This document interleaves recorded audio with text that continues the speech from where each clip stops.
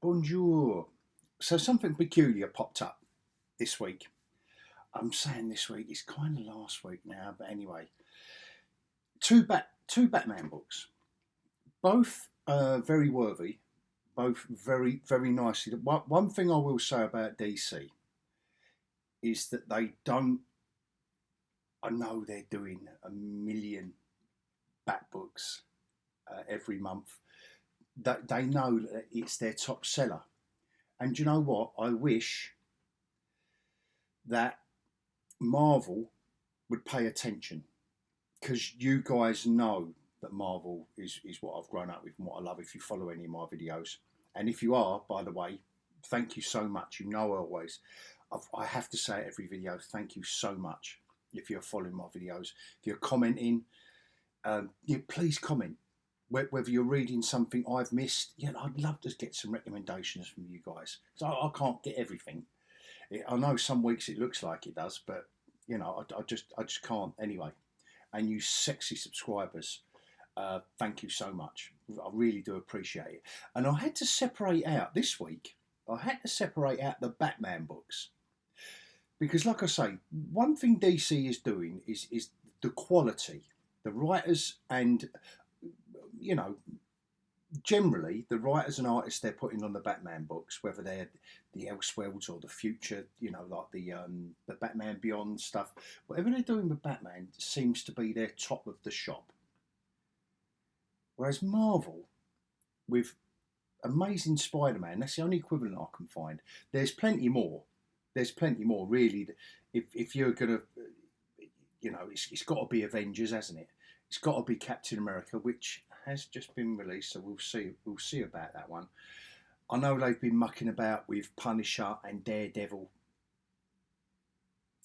They're just not paying attention really to their top money makers, and DC are with these two books. They come out in the same week.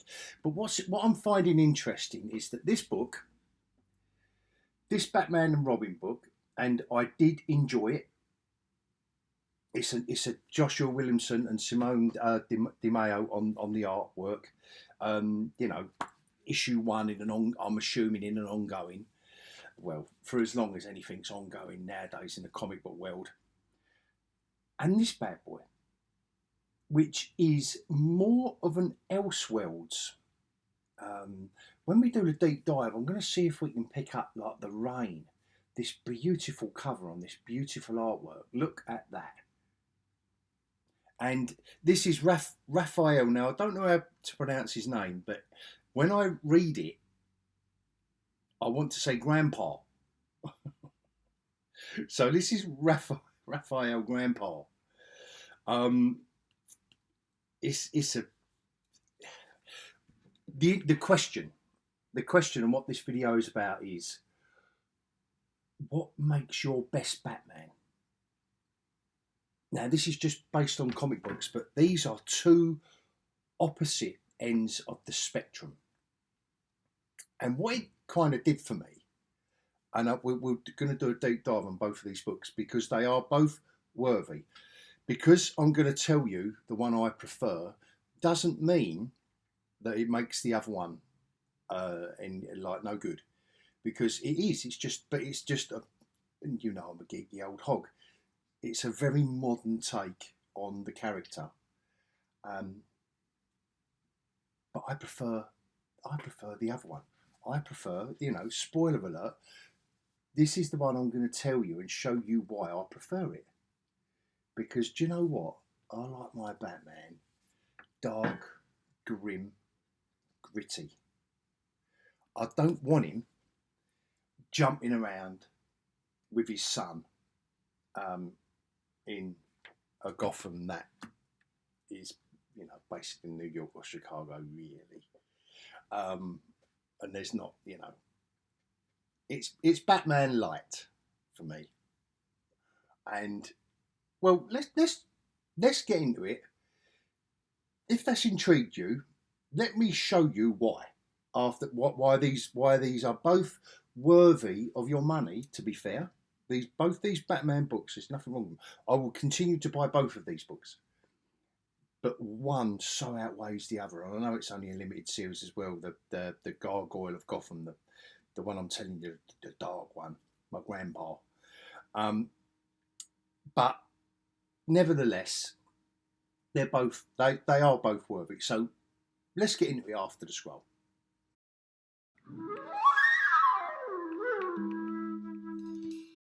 Right, so let's get right into it with the brand new Batman and Robin. I'm enjoying these Dawn of DC books for a start, and I'm always going to buy. I mean, that's quite a dynamic cover. I mean, my regular weekly comic review. This was in my running for cover of the week. But do you know what? What is going on here? Because this is a critique of these two books. But what is this going on here? This is quite a dynamic cover with one of the most famous logos in the world. And then when you look at, oh, is that because he's called Robin, and oh, is that because he's called Batman? I just thought that was a bit stupid. I'm sorry, guys. It's just my pure personal opinion. Opens up marvellously with a dead bird and a dead bat, so perhaps it does all tie in. We're in Gotham Zoo. Nice moody lighting, gorgeous artwork by Simone Di Meo. You know you're going to get a good story with Joshua Williamson, and this is how you sell a Batman and Robin book. And don't get me wrong, I love this duo. I'm just not sure that I'm loving the Robin that is the son of Batman and Catwoman. I'm just not. The villain of the piece is White Rabbit, which has always for me been a kind of a Harley Quinn clone. But as you can see, and the colouring, everything is very well done. You know, these scenes are so nicely staged. But again, this reminded me, even Batman makes a quip. This panel right here, he makes a quip. And it really does remind me, look, what's he doing? He's just fist bumped Robin. I know it's his son and he wants to get on with him. And don't get me wrong, I know they've got this dynamic going on. But guys, this is not. Now we're getting into the brownstone, whatever you want to call it, in Gotham, where they're staying. Now Damien's being a salty teenager. And I've got, Sigh, got the slams his door, he's in the bedroom on his own. Like I say, this is all very, very nicely done, beautifully. I don't know what this is going to be leading to. Obviously going to lead to something which is going to be interesting. But Bruce Wayne, I know it's the younger Bruce Wayne, but I don't know, it's a handsome Bruce Wayne. And like I say, this story does crack along, and it's nice that he's already up before Bruce and he's getting the breakfast. Don't get me wrong, do you know what? I was just thinking of the word, I like the dynamic. I like the dynamic in this duo. Oh, never mind. Anyway, so Bruce Wayne's sulking now. They're taking turns. Now he's smiling, he's sulking. But Damon is showing how intelligent he is and how way ahead of Bruce Wayne he is. And he's done all the... And now Robin's got a car. He's got my own... Yeah. It romps along enough for me to want to go to issue 2. You got Killer Croc here, but he doesn't particularly kill her, to be fair. Nothing looks particularly threatening. Here's Man Bat and I don't know, Fox Boy and Dolphin Man and Pigeon Head. I don't know what, and Killer Whale Man. I don't know. I just don't know. It started off with White Rabbit, and Gotham Zoo. So we started off with all these shenanigans.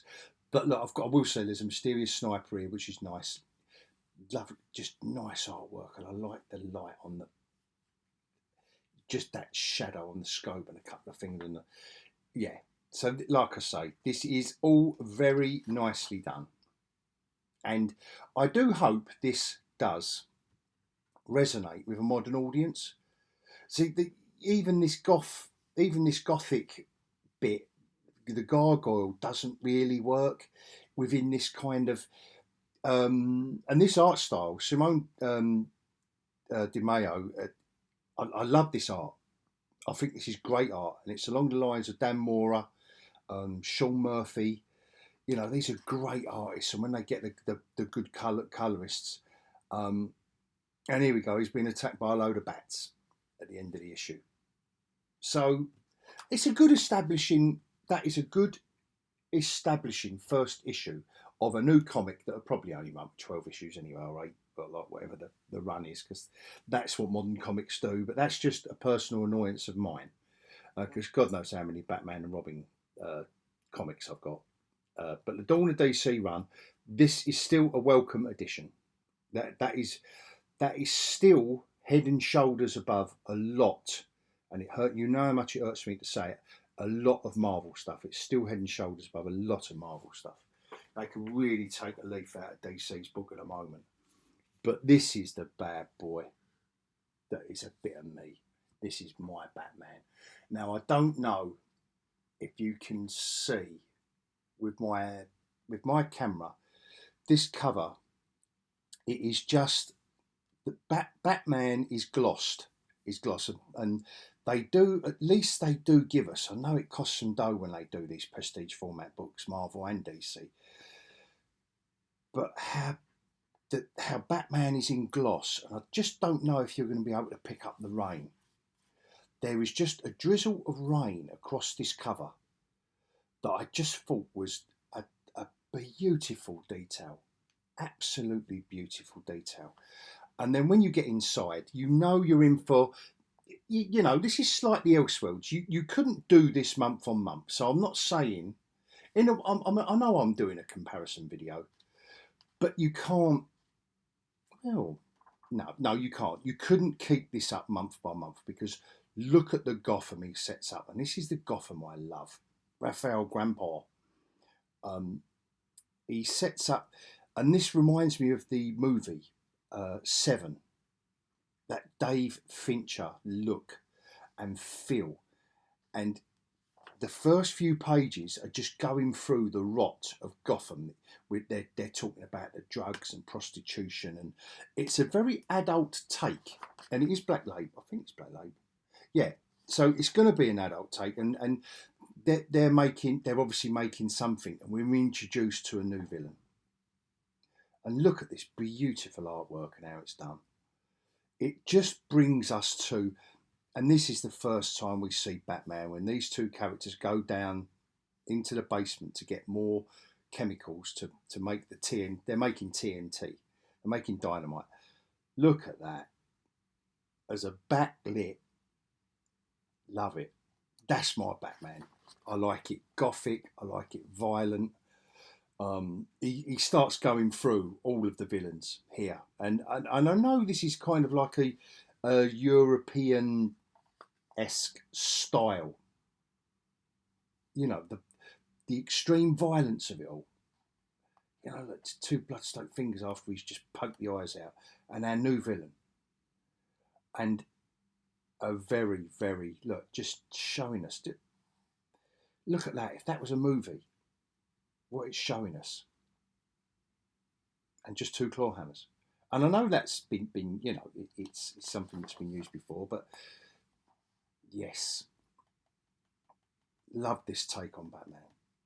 And I know I'm saying Elseworlds, but I don't know where they're pitching this. They're not like pitching it in the Victorian era, or they're just pitching it in an alternative Gotham, you know, that is modern day.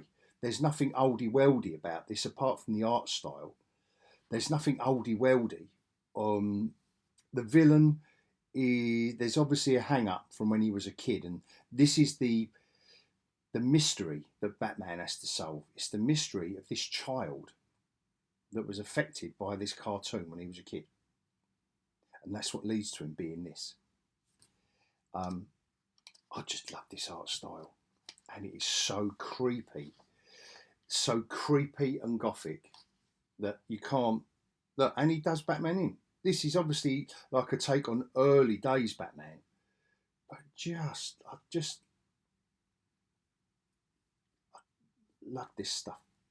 And Batman's getting done over by these hammers, and the blood coming off him.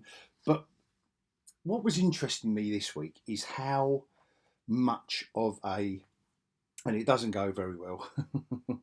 No, place goes up. The Batman's been investigating. Look, he's got a, broken arm, shoulder, whatever it is. Gordon, Detective Gordon in this, he's getting out of, look, just nice little details. Look, he's getting out of one side of the bed, but there's a photo of him and someone else by the bat phone. Look, and this is what reminded me of Seven, this kind of grimy, grim, the rain. Again, like it's only just started, I don't know what. Very moody, very evocative. And our story unravelled kind of, now we're back in the Batcave. Yes, we've got Alfred. You cannot beat a Batman story with a bit of Alfred. And he's just going through the back history of this cartoon and how our new villain is connected. I just love whatever you're going to call this, Elseworlds or futuristic or whatever it is. It can't be futuristic because Alfred's not around anymore. But look, I love it. And Gordon's working with him. And he's getting into trouble. And Gordon smokes. Yes. Proper. And look at the names. Bob K. Miller. Oh, Daniel Fincher. Love it. Love it. Little nod. Little nods and winks. Which I think are fantastic. And this is just like the reason I'm doing this video is that if you have to choose, this is my Batman. I don't mean as in design, I just mean in mood, and I mean there's an elegance, there's a real elegance to this artwork, and whatever old grandpa is trying to achieve here, yes, you could accuse it of being a bit cartoony, but we are in the fantasy world of Gotham City, aren't we? Quite a nice little religious touch there, to be fair, while he's smoking. And look how mean and moody it starts getting. He's got another captive, reminiscent of the Riddler in the new film. And yes, it is very. It can get cut, but I tell you what. By the time you've got to this page, you're in it. You're in it, and now Gordon's on the case as well. So they're both trying to find. Yes, come on. This is a bit of me, like in a dark, mean and moody little toy warehouse where he's trying to find out the clues to this old cartoon, and this is where, and he gets done in again. So that's twice that he's done Batman. So, I am kind of assuming this is proper early days Batman with, he's thanking Alfred for making the Batmobile work and all. He calls it the blind machine, but he's thanking Alfred for making it work and etc. So, definitely 100%. Look at this stuff, and the colouring as well is properly a bit of me. For me, this is my Batman. Look at that. And I know that the other is that Batman and Robin comic that I just went through is just as dynamic, and it's a duo as well. But this is backed up by the more moody and mean stuff. The detective work of not only Batman and Alfred is looking into it. Obviously, Alfred's his sidekick in this, which is also something I love when Alfred is a sidekick rather than just the butler. So, we have got the detective element of it. And this guy's turning into a great villain.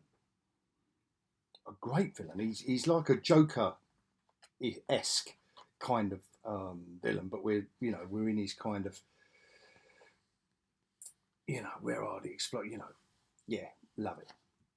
Absolutely love it and thoroughly recommend this Gargoyle of Gotham. But I just thought it was interesting that they both come out in the same week, and both of these books just provoked the question of who is your best Batman. I did with my old mate Space Lizard. I done we went through graphic novels, films, TV, everything.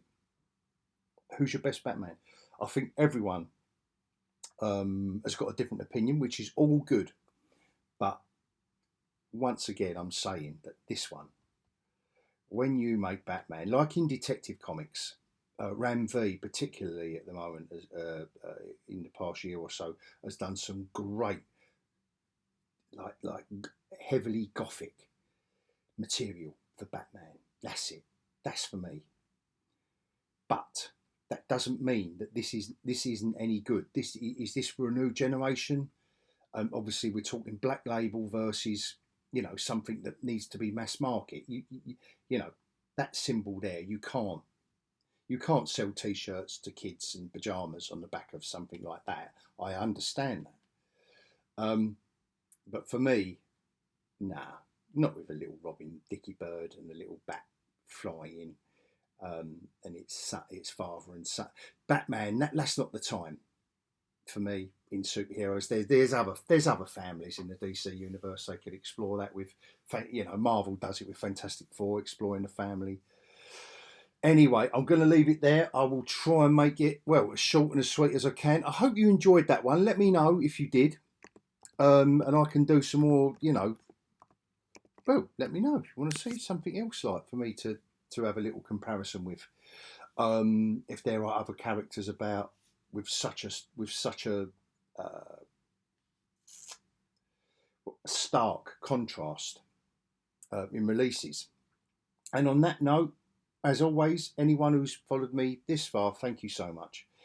And hope you join me again for more comic nonsense, beautiful, mad nonsense next week. And I will bid you adios.